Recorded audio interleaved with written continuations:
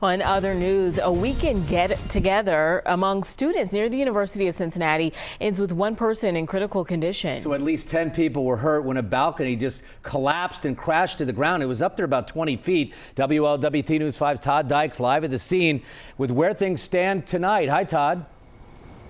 Yeah, Mike and Ashley, the scene remains somewhat active here in this part of Corryville. I'll step out of the way. You can see there are building experts. There are people who live in this complex talking right now. They've been reviewing what happened on Friday night and the materials left behind, the damage, the debris. This is a normally quiet housing complex that is close to UC's main campus. It's now the scene of an investigation led by inspectors with Cincinnati's building department.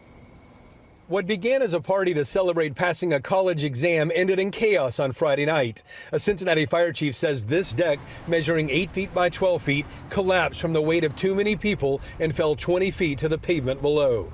I was just in shock. Bailey Spencer and other UC students who live nearby are still processing the fact that 10 people were hurt when the deck gave way, including one person who suffered life-threatening injuries. That is really scary. Alexa Center says her family reached out to check on her, given how close she lives to the condo-style apartment on Stetson Street, where Friday's deck collapse took place. I think a lot of people are talking about it just because it's scary, because you never know. There's so many big buildings around here with balconies and stuff. Local architect Paul Shirley knows the incident may have some people wondering about deck safety in general. All of that is designed with a factor of safety in place. But Shirley says no matter how sturdy a balcony is, too many people standing too close to one another can lead to big problems. So if somebody's in your face and you're feeling uncomfortable, it's probably not a very safe space for you to be in. Exactly how many people were on the deck is something investigators are trying to figure out. It's also possible that people were on the ground below the balcony and got hurt when it came crashing to the ground.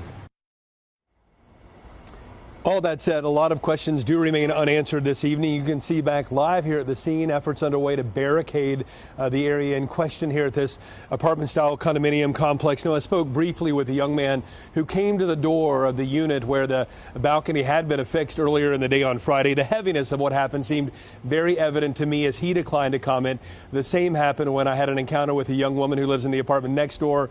Again, that air of heaviness and sadness, very palpable given what took place. For now, reporting live tonight here in Corryville, Todd Dykes, WLWT News 5. Todd, I know the other night police told us as many as 20 people could have been up there. I know you've been talking with city officials. You did reach out to the fire department trying to get an update. Have you been able to find anything out?